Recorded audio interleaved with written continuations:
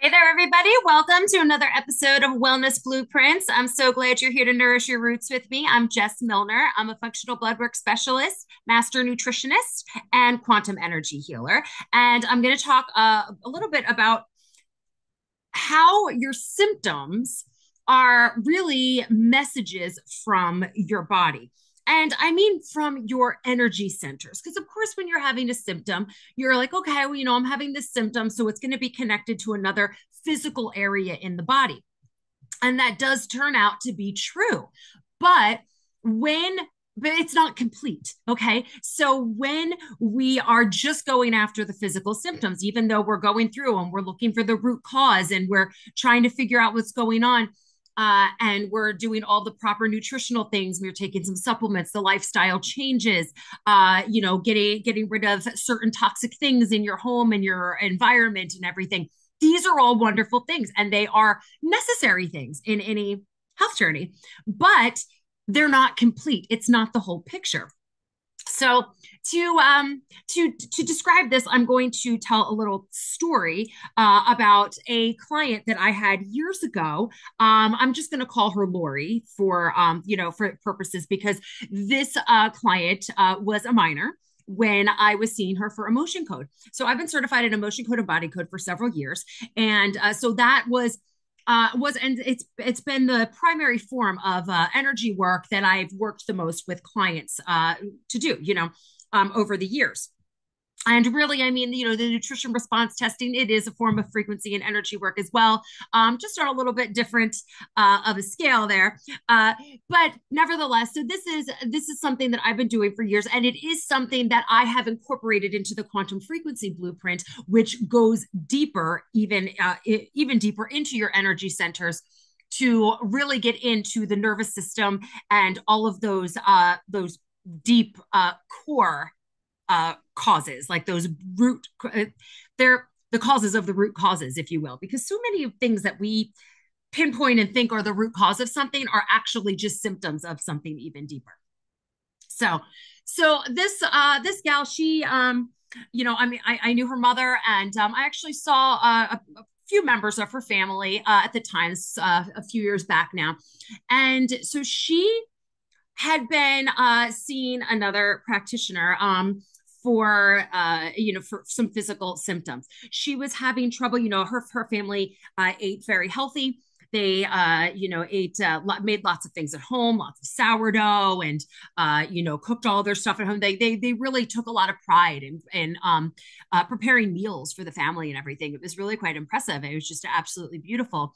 So they in terms of what they were eating in their household and everything, it was not like it was not bad food. Okay, I mean, I don't like to call like things bad, necessarily, but none of it. I mean, they were doing a really good job from like a health practitioner's perspective. Okay, a holistic nutrition perspective, they were doing good, right?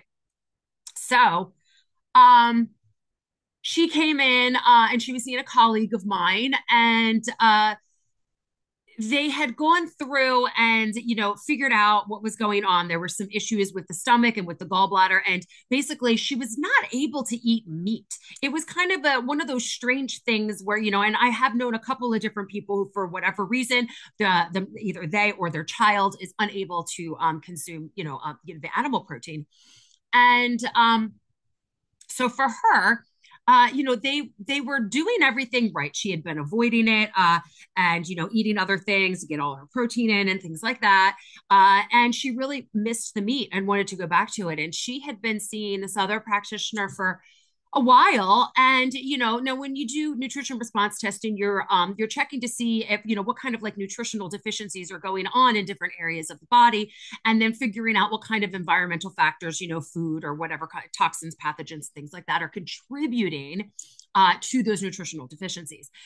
So basically, you figure out why something's going on, and then you give the body something that can help them handle that. So, if there was something like pathogenic there, we'd give a supplement to help for the pathogenic aspect of it, something to support that organ. So, I don't remember like if they're exactly what the other stressors were, but I know that meat was one of the things. And one thing I know I've said this like, dozens of times before, but when you have a food sensitivity, unless it's like a legit allergy where you're anaphylactic or it creates a horrible histamine response of some variety, typically uh, food sensitivities are not a root cause. Okay, they're just, these foods are just exacerbating a problem, okay, that's already there. So she wasn't able to eat meat, and there, every time she would go in for her follow-up appointment, I mean, this had been a while that she had been on this program, so she wasn't going in every week or month. It might have been like once a month, once every 2 or 3 months, something like that. So she was like on like a maintenance part of this, and everything was pulsing very well. Her stomach was pulsing at a 10, her gallbladder pulsing at a 10. Everything was where it was supposed to be, but she just did not test to be able to eat the meat. And she's like, well, I really want to be able to eat the meat. So what is it that we are missing?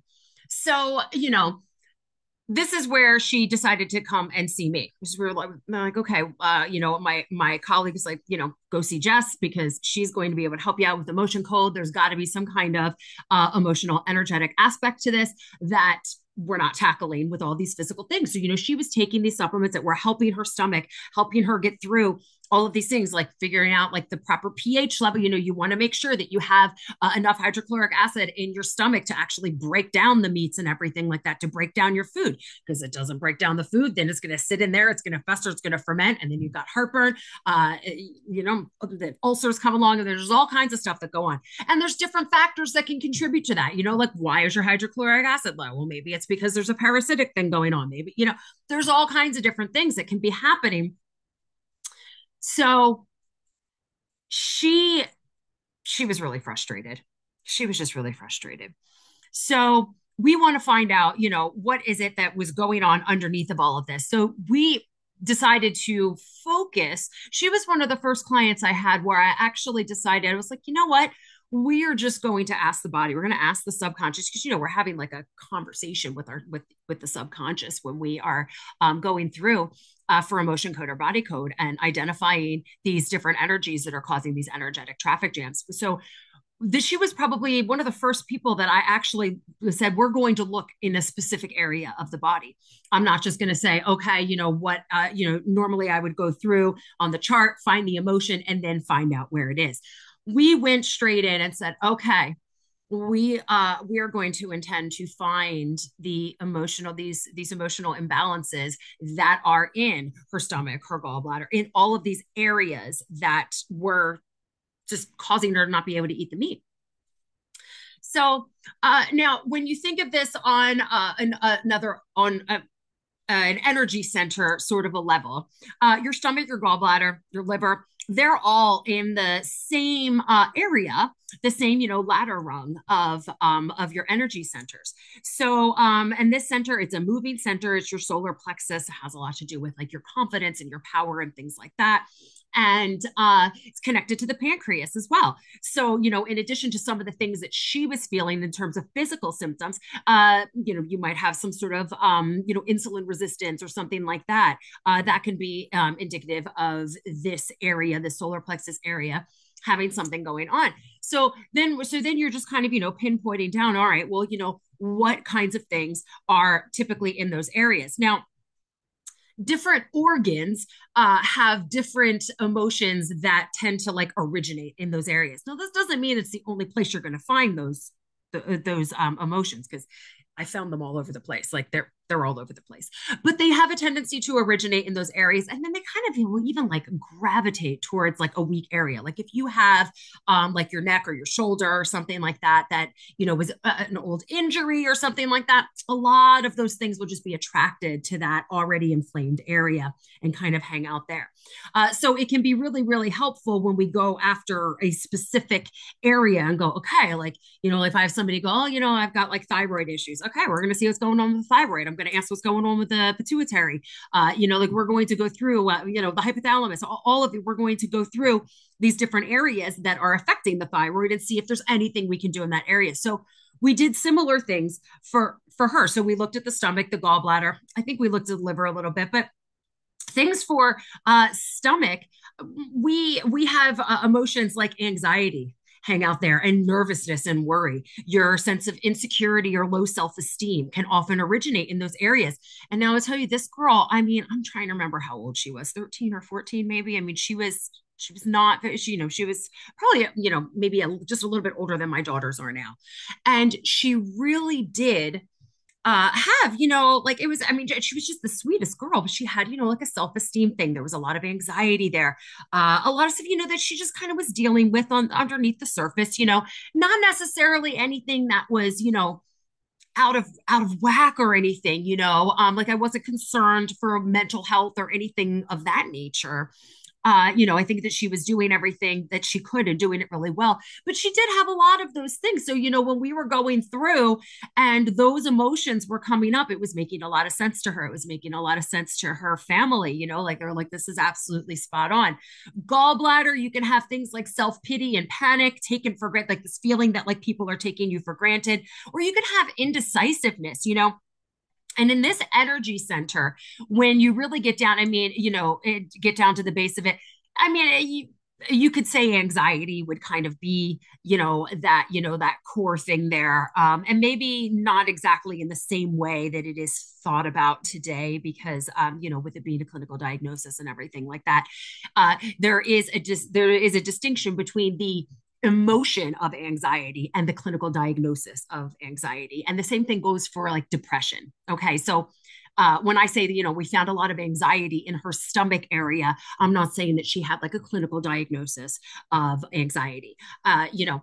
So, there, because you can just feel anxiety and have it go away. But nevertheless, okay, so this energy center, if you did have a major, clinical diagnosed anxiety, this would be the energy center that we would want to take a look at. Okay. So it's basically like, you just kind of have this feeling that like nobody is safe where we are. It's just this constant, on edge anxiety kind of a feeling. And so we worked together. This girl who we're calling Lori today, she worked with me for several months. A couple. I think at first we were doing like once a week, and then it was like once every 2 weeks, once a month, kind of a thing. And not only did she have, the change where she went in after a couple of months working with me. She went in for her follow-up and she was able to eat meat again. And she was so excited about that. And when she started to eat it, she didn't have any problems because she had previously said, okay, well, I'm going to try eating it anyway because everything has been so great for so long. And even though I'm still testing off of it, I'm going to try eating it because I really feel like it would be okay. And it didn't go well. So, now, she was able to eat it and she had no problems, and she waited, she did little by little, and she waited a little bit in between before she like really had a celebration, but she was able to do that again. She was able to eat the meat again. And not only that, but so much of her anxiety, these anxious and worry feelings, her low self-esteem. I mean, it seemed like she just kind of like came up out of her shell. It was like somebody dripped like some color on top of her or something. And she was just this like happy, a bit more confident young woman. And, she gave me such a great big hug when we knew that we were about done, like, she was like, you've helped me. And like, we're all set now, a great big hug. And she had been so shy before that. So it was really a wonderful, wonderful experience for me and for her. And, yeah, it's just like a complete transformation. So your body, when you're having these physical symptoms, it is sending you messages. And yes, some of which it's because, okay, well, there's something going on physically and we need to tackle that. Maybe we need to stop eating this kind of food for a bit. We need to make sure that we are taking a supplement to get rid of this sort of toxin. Let's get that out of our house. Maybe, there's, like, insert stressor here, right? And yes, there are physical things to it, but your spirit body, your vital body, your bliss body holds the blueprints to your physical body. And I've seen it happen so many times. And this is just one example where, these physical symptoms are messages of something deeper. And we do need to make sure that we are nourishing that spiritual side as well so that we can get a full picture of everything and actually help out that blueprint so that it can reflect and be physically healthy as well. So it can really get you over that last little bump that you're trying to get over. You're like, I'm doing everything right and I'm just not quite there yet. What's going on? So, of course, I do still offer emotion code and body code sessions. I don't do them in person anymore. What I do is, you have a questionnaire there and everything. If I don't know you, I will ask for a picture of you just to help to connect to your energy a little bit better. And I email you when I'm getting started and I email you a report when I am finished. And I have so many clients who will tell you that this method is fantastic. It really, one of the biggest reasons why I decided to start doing it so much without having the call, because I used to offer both. But there's really no reason to relive these things as we're going through. So when I'm able to go through and find these emotions, or with body code we could find like energetic pathogens and toxins or misalignments in a circuit or an organ, like in a system of the body or something. But when I'm going through and doing that, it'll come up, like, okay, well, do we need to know more? This was around this age that this happened, or, there was something to do with this, that, the other thing. And when the client is sitting in front of me and we're going through that, a lot of the time, they'll start to go through, and it's not that it's not a good thing, but they'll start to go through everything, and it'll kind of turn into like a story time, a therapy session time. And I'm not a therapist, but and I don't mind per se when people want to share things with me, but it does get very lengthy and it's very, so the biggest issue with that though is that a lot of the time the client ends up reliving the situation. And although we might be releasing some of it, it's almost like it can get like relodged again because we don't need to completely relive it. So when they get this report in their email, you're looking at this and going over it, knowing full well that I've already released all of these things for you. So you don't need to go through and relive it, because it's not a necessary part of any of this. The necessary part with this type of energy work is to identify it, identify the energy, acknowledge it, and then help it get on out of there. So, and that's what we do with through intention, through the governing meridian. And it's absolutely been, it was kind of unexpected, but it ends up being one of my most favorite things to do in my career, and one of the things that have been the most popular. So you can go to my website, deeprootedwellnessid.com, and you can choose, you can get a 3-pack or a 6-pack or single sessions of emotion code and body code. If you get a 3 or a 6-pack, you're going to save $5 per session. And if you want to try out the quantum frequency blueprint, which is going to break this down in each of your energy centers, and we'll use body code with a little of emotion code, because emotion code is encompassed into body code, using those modalities to help to release some of these things. And then you have this blueprint in front of you that will help to decode all of these energy centers and really make sense of all of your symptoms. And you're sitting there looking at it going like, oh my gosh, this is like the energetic version of exactly how I feel. So the quantum frequency blueprint, it should be on my website by now. I know that we were putting that on there, but if not, then you can just contact me if you don't see it there. But it should be there within the next couple of days if it's not on there yet. And actually, I think that one did get put on there already. So deeprootedwellnessid.com. Go ahead and grab your sessions for or whatever it is that you choose that you want to do. If you want to start off with emotion code or body code, that's awesome. I can't wait to work with you. And quantum frequency blueprint, it takes it to another level. And then I would invite you into magnetic quanta to really dig into everything. That's next level. And it's freaking awesome. So can't wait to see you in there. Okay. I think that's it for today. I hope that you're enjoying the end of your January. We're already a full month into 2025. So I hope that it is proving to be a wonderful year for you so far, and that you have great big goals, both health, wealth, happiness, all of those things. I wish you all the best. Can't wait to see you again next time. All right. Bye for now.